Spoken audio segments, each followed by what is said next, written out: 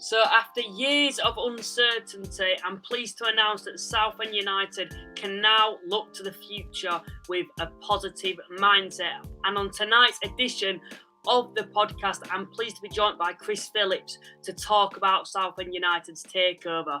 Chris, firstly, how are you doing?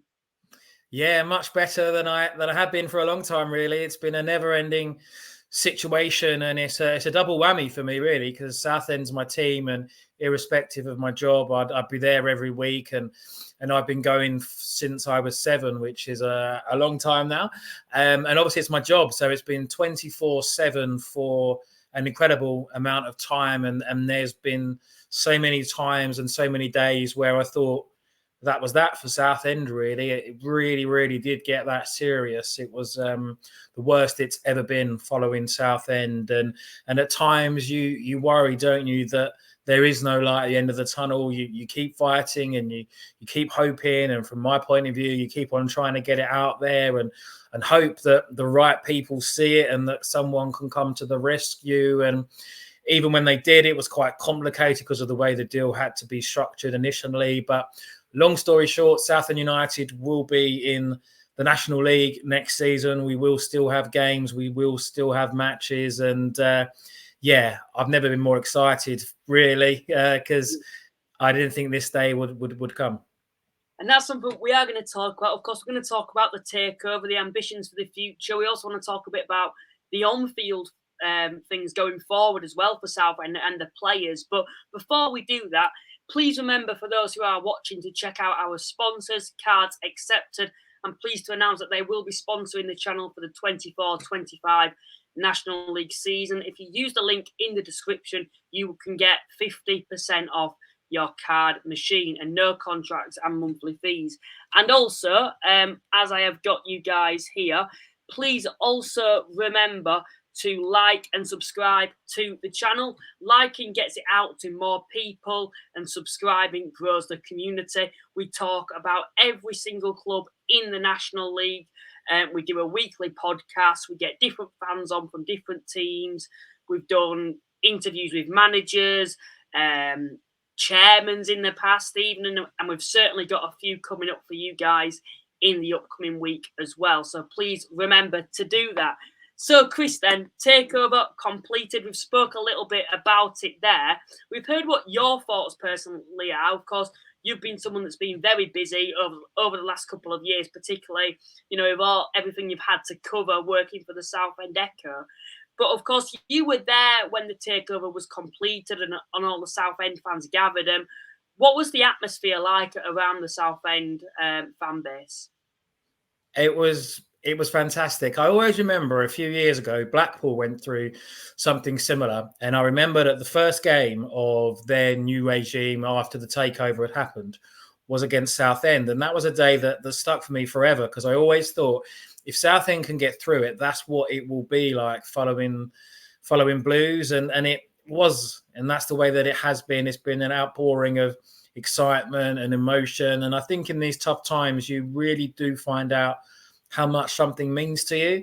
And I think certainly from my perspective, and my friends that I've spoken to agree as well, is that you really do understand how much Southend United means when it's so close to being taken away. And I think we're all like that with our football teams. We moan about defeats and tactics and burgers or whatever it might be, but you don't ever envisage that your football team's not going to be there anymore. So as soon as it was announced, I have never had a reaction like it on my phone. Obviously, I had the stories ready to go.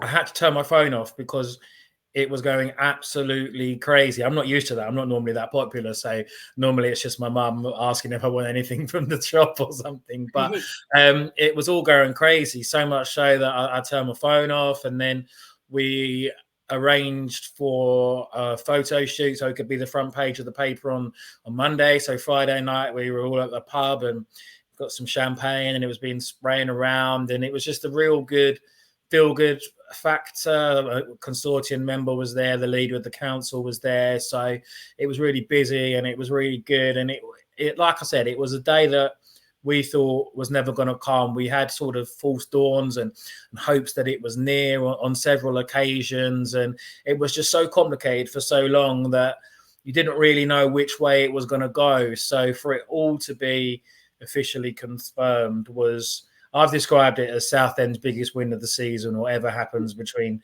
now and May. And I still stand by that. The fact that we do still have the club is just huge. And we've already sold nearly 2,500 season tickets since they went on sale on Friday. And that's another indicator of the true potential that this club does have. Yeah, we saw the crowds last season. You were consistently getting over 5,000. I don't even think was there even an occasion when it dipped below 5,000 last season. And if it was, it would have only been once or twice. And that's with all the issues that that have been happening. And I think ever since you've dropped from the Football League, you've consistently been getting over 5,000. And to be fair, it's not always been, I'd say, fun to watch going down to Southend, because it's not just obviously the last 2 seasons at Southend. Although you've had all the ownership issues off the field, the team have probably overperformed, haven't they, in the last couple of seasons? And last season were unfortunate not to finish inside the playoffs. A few Southend fans might feel like there's a bit of an injustice there, because if it wasn't for that points deduction, then they would have been inside the playoffs last season. But prior to that, there were times that were looking like you could drop down even further, yet the crowds and the fan base have stuck by you. So imagine what it's going to be like now. Now you've had that takeover, the crowds that you could potentially be attracting. Yeah, 100%. Agree with every word you said there. And it's been hugely significant, the support that Southend got throughout this tough time, because it gave everybody hope. Kevin Mayer and Tom Lawrence, the chief executive, deserve an awful lot of praise, and so do all the staff that stuck by the club during those tough times. But I always say Tom and Kev are the glue that stuck the club together. Kev kept the team together, gave us hope. And then the reason why everybody had that desire to still keep going and keep digging in during the difficult times was because of the fans. They were turning up week after week in huge numbers. We'd go to the other end of the country and it would be ridiculous, really, the support that the Southend would be receiving. I think it's probably the best away support in the league. I don't know factually, but the numbers are just incredible. And I think that really sort of hit home, and it really gave everybody a purpose, and that extra 1%. I'm sure all the players and all the staff would want to give their all anyway, but I just think having that level of support really, really made a difference in those tough times. And it's also formed, I think siege mentality might be a little bit too strong, but it has really formed a strong strength of togetherness, that everyone was in it together trying to get through these really difficult periods. And I think in a way that's hopefully going to build some upward momentum now that can be carried on into this season coming. Now, it's extremely tough. I don't need to tell you or anyone listening to this that the National League is very difficult. It's a very good standard. It's very hard to get out of. And just because Southend have suddenly got new owners, there's no magic switch and they're not suddenly going to run away with the league. But it's just refreshing to be talking about football. There's no transfer embargoes. We might even have subs for the whole season. I mean, it's incredible, really. And it's just the small things that we can start to look forward to. And I just hope, the embargoes and all the rubbish that we've had to put up with off the field are really at an end now. And we can finally just focus on football and looking to a brighter future together.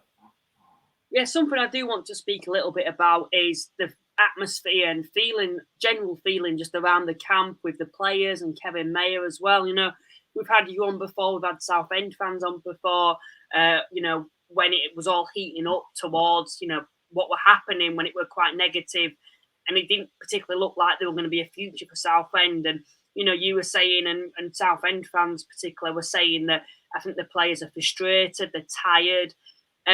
What would you say the feeling around the camp is now within the Southend players post-takeover?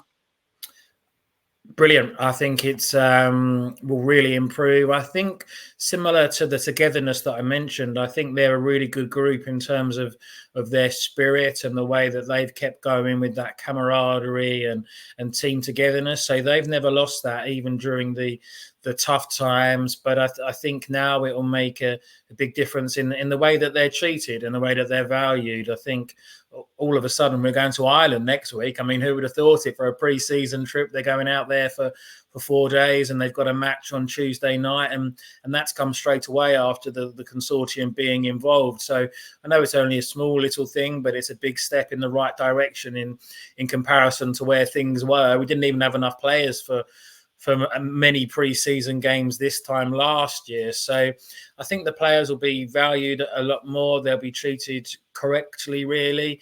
And they'll just be excited for what's to come, because everybody's known the potential that this club has had in the right hands. And now with the consortium coming in, you have to think that the club is in the right hands. And it's not going to be a Wrexham. There's not going to be millions of pounds thrown at it, and that's fine. It's just going to be run sensibly, and that's all we've ever wanted. Everybody connected with Southend United has just want the club to be run professionally and properly to ensure that it's still here for generations to come. And touch wood, I'm pretty confident that that's what we've got now. So it's been a huge day, a huge few days in the history of Southend, and this is the best I've felt about the club since we won at Wembley back in 2015. So that's how much it means to us all. You mentioned there, about Southend not doing what Wrexham have done with throwing loads of money at it. But to be fair, when you look at Southend, they're one of probably, I'd say, top 3 biggest clubs in this division. I think fan base wise, you definitely say that, wouldn't you? I think there's only Oldham who averaged better attendances than them last season at Chesterfield, who have obviously got promoted into the Football League. But this season now, last season, Southend significantly overperformed, I thought. You looked at the squad, and I think the squad, it wasn't a bad squad, it just was limited. But you've got that spine of the team there now. All you particularly have to do recruitment-wise, just from my perspective, when I look in at Southend, is just add that depth, to the squad. Is that something that you think that they'll be looking to do, or do you reckon they'll be going out? I know you mentioned them not doing a Wrexham, but do you think they'll be going out trying to show the financial muscle to a certain extent compared to other sides? Because, Southend clearly will have the power to do that just because of the money that then they will generate compared to other sides with the fan base that they've got. Yeah, you are right. It is that depth that's needed. And there were times when that really hindered them. Last year, there was sort of a spell around Christmas time where there weren't really any sort of fit strikers, and we had a defender playing up front and things like that. So there are areas of the squad that need strengthening. We need another goalie. We need a right back because there's no one to cover really Gus Scott Morris if he got injured. And I think we need another option in midfield and another option up front. So I think you're looking at 3 or 4 signings that are needed. I think potentially you could look to spend a little bit more money in some areas. I mean, the goalie and the right wing back are likely to be signed as backup. Obviously, they'll get opportunities, and then if they take them, then great. But I don't think big money will be spent on them necessarily. Strikers, potentially. There's always that thing, isn't it? They tend to cost a little bit more, but they're hard to find, really, because especially at this level, because you've got the food chain, haven't you? So those above you are going to be getting first dibs on those that are scoring the most goals. So I think Southend have been good recruitment-wise. It's been very restricted in what they can do, but John Steele is a well-renowned figure in non-league, and he can spot a gem, and he certainly has done for Southend since he's been here. And I'm sure he's looking left, right, and centre at the moment, trying to find more bargains for Blues. And yeah, I do envisage there being 3 or 4 signings between now and the start of the season. I don't think they're going to be spending big money. I think the budget will be sort of quite sensible. I don't think it'll be right up the top of the league, and then it enables them to build on what they've already achieved. But I do expect Southend to be up there pushing for playoffs, and hopefully even a little bit more. And it's just nice to have that optimism for once. It's nice to be looking forward and thinking about things that could go right rather than fearing the next thing that might go wrong. Well, you look at Justin Rees, you know, he's probably, I know there's a group of them in the consortium, but he's probably in the spotlight, wouldn't you agree? You know, within this consortium. And I've just looked at his comments, you know, on the article that he did when I think he spoke. It might have been you guys that he spoke to. And one of the words that he used was real work begins now. What do you personally think he means by that? Because, you know, I've been speaking to Southend fans and, you know, we talk about them adding depth to the squad. That's something that, you know, we've spoke about just there. But also, you know, around the ground, there's, you know, people have got issues with it not being up to scratch. It being, obviously, it is quite an old ground. And what do you think he means by the phrase real work then? Well, he's mended the clock, so the clock's been mended at the ground, and he started to mend the scoreboard. So that's 2 steps in the right direction. I think he probably just means that now they have full freedom to be able to do what they want to do. I mean, they've invested in the club since December without really owning it at all. So they've already invested £4 million into the club to keep it going and to get it to this stage where they are the official owners. So now they'll be looking to sort of put their stamp on things. Season cards are going on sale. The kit's out this week. And I think it's just a positive, permanent step in the right direction now. So they've got their feet under the table and they can really get to work. They can enforce their ideas, whereas previously they were kind of in charge, but they weren't officially. So perhaps was a little bit more tentative in the back of your mind. You could perhaps fear that you're doing work that you might not see the rewards of in the end. So I think it's the same with the squad and just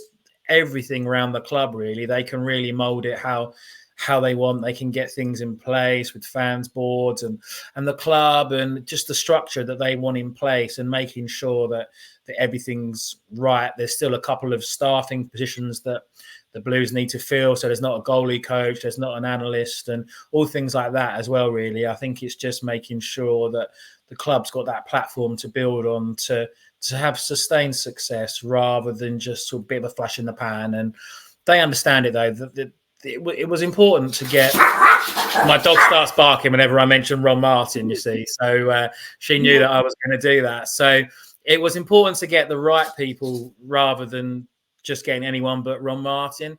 And I think it's good that we do have that now. The consortium is full of a lot of local businesses who have the club in their heart. And I think that's shown. I think a lot of people would have walked away when confronted with the issues that they faced during this takeover. And the fact that they're still here and they persevered and they kept going all the way through and overcame so many different hurdles is real testament to how much they wanted to get this deal done and just how positive it is for Southend to have them on board.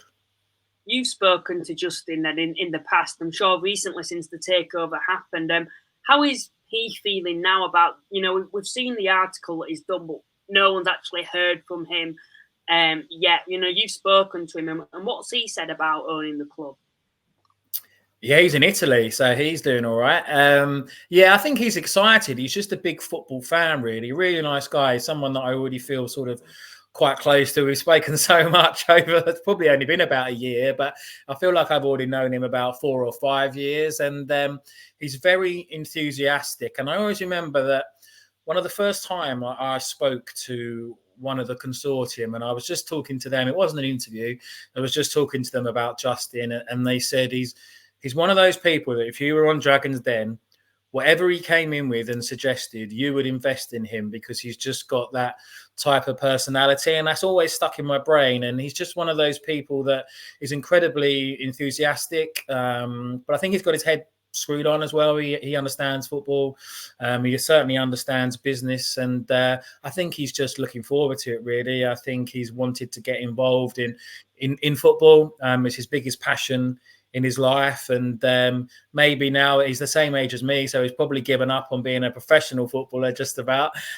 So this is potentially the next best thing, and I know how excited he is. And yeah, he understands people as well. He's a good people person. There's been times with me he's rung up and said, "Look, don't worry. I know this looks bad, but you don't need to worry. It's going to be okay." Like, so he's even looks after me at times when I've been fearing the worst and been really sort of worried about Southend's future. So, yeah, I think excited would be the main word to describe how he's feeling right now, and just looking forward to it really, about how much of an impact he can have on this kind of club, and he knows just how big the football club can be. Never heard you speak this positive before, to be honest. Yeah, I know. It is definitely me. I know. My mum said to me, "What are you going to write about now?" And I was like, "Do you know what? I might actually have a life now." It's, in it. Yeah, I don't know what's happened. You'll have to book yourself a holiday, won't you?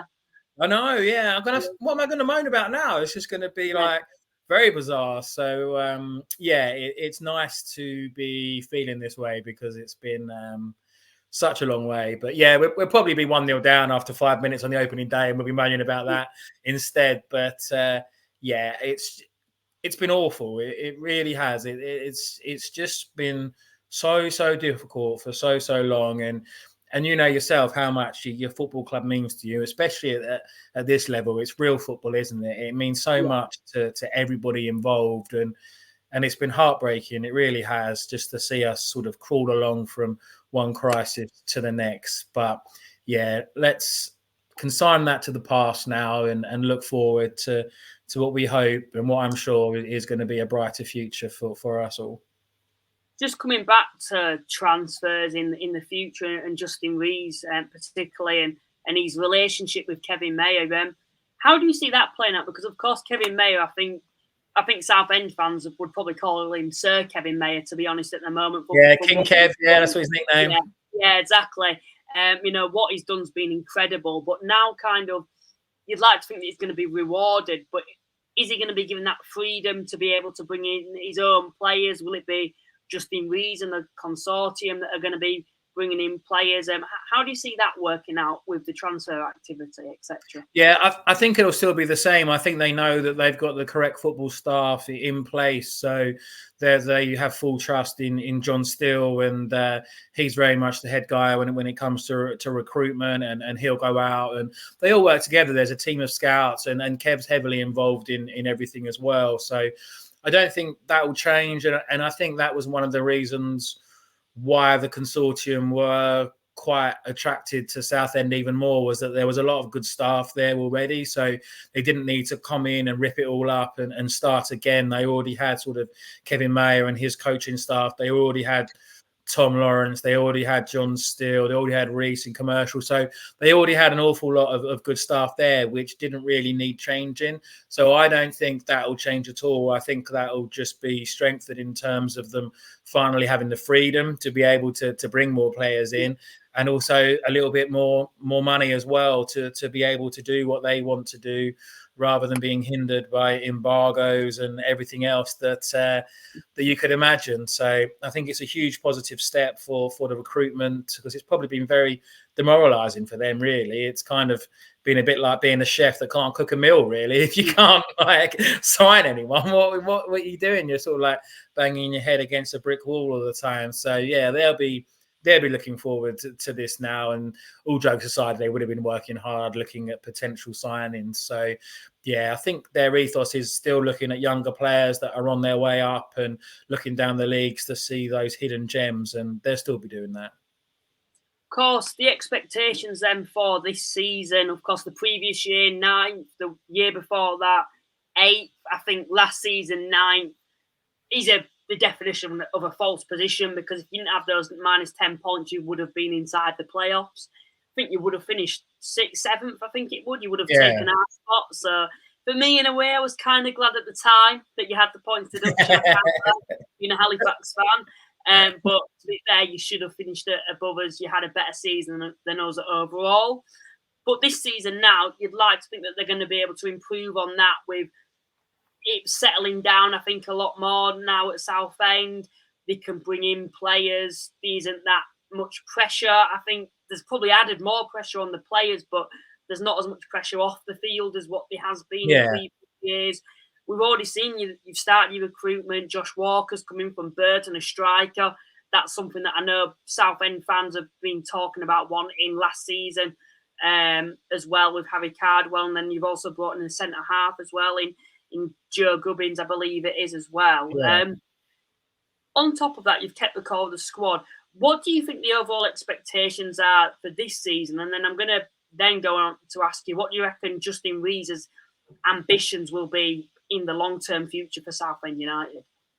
Yeah, I think start off with the season coming. I think you've got to be looking at playoffs and promotion. Really, I think that's no point in trying to hide that. I think you've got to aim high, really. Otherwise, there's no point of even being in the league. As you said, Southend would have been in the playoffs last season without the points deduction, and they also lost a lot of points when they didn't have any strikers, whereas if that happened this year, they'd be able to go out and hopefully sign reinforcements and loanees and that kind of thing, which they couldn't do last year. So that'll make a difference. There's no divine right, like I touched on before, but you'd like to think that the Southend will be up there with the talent that they've got, the core that you mentioned, the management team, and everything's in place for them to have a good season. It should be quite open as well this year. I don't think, in my opinion anyway, there's a lot of good teams, but there isn't someone this year that you think is an overwhelming favourite. I know Barnet and York and the other teams, Oldham and stuff like that, you could look at, and you can make an argument for most teams really in this league, can't you? But there isn't an out-and-out favourite for me that's going to sort of romp away with the league by 10, 15 points. So I think it's going to be very close, and I think a lot of teams are going to be up there challenging, and I'd certainly like to think that the Southend are going to be one of them. Now, as for Justin Rees, I think he's definitely going to want to get this club back in the Football League. I think that's ultimately the first big aim that he's going to have, and just want to sort of maintain that momentum and ensure that the club keeps moving in the right direction. That is what he'll want to do, and him and the group that he's got around him are successful people. They know what they're doing, and they'll be putting the building blocks in place to ensure ultimately the Southend's in safe hands, and they won't go back to the difficulties that they faced in recent years. So that'll be their main aim. But on the pitch, I think everybody is focused on getting Southend back in the Football League as quickly as they can. So let's say in 10 years' time then, you being a Southend United fan, where do you want Southend United to be? Just trying to work out how old I'm going to be in 10 years. That's more depressing.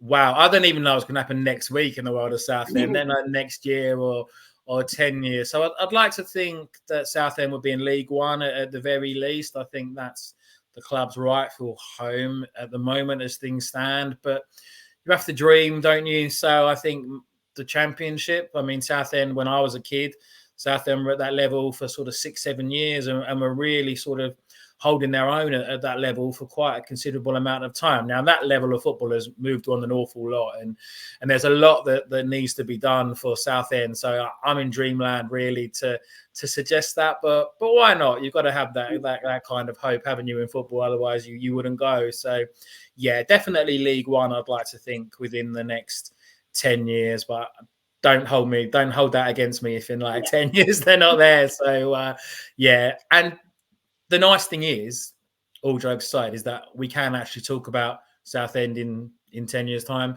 and be confident that there will be a Southend in 10 years' time. So that means more to me than what league Southend might be in, because up until last week, I wasn't sure that Southend would be around in 10 weeks, let alone 10 years. So that's the best thing for me, is that it's such a big part of our community. We're a one club city, and it means so much to so many people in our community. So this is a real huge thing for our area, that Southend have been saved, and that we can start having a bit more positivity and be confident that the club's here to stay, rather than worrying about the next appearance in the High Court and who else might own money to.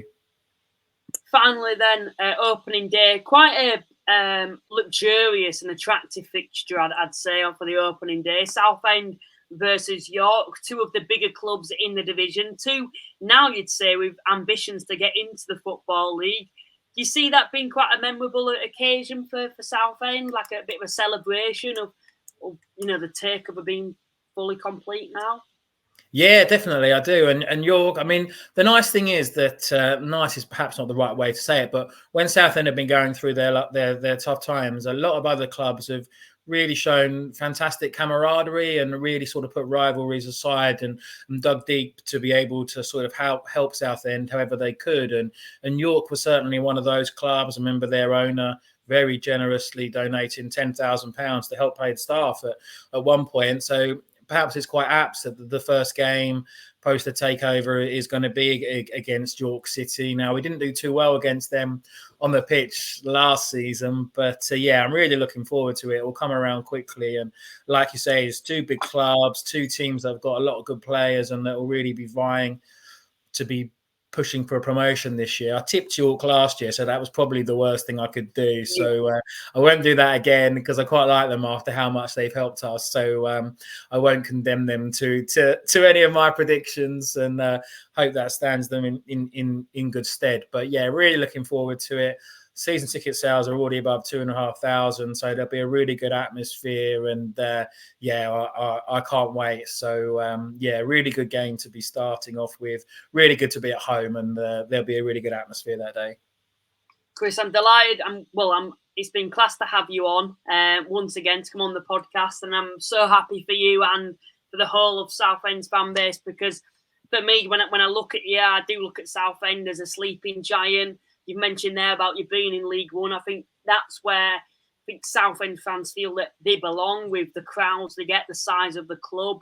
Of course, there'll be even further ambition to get into the Championship one day, but I'm just so happy for you and the Southend fan base that you've now had this takeover, and best of luck in the future and for this season. Brilliant. Thank you very much.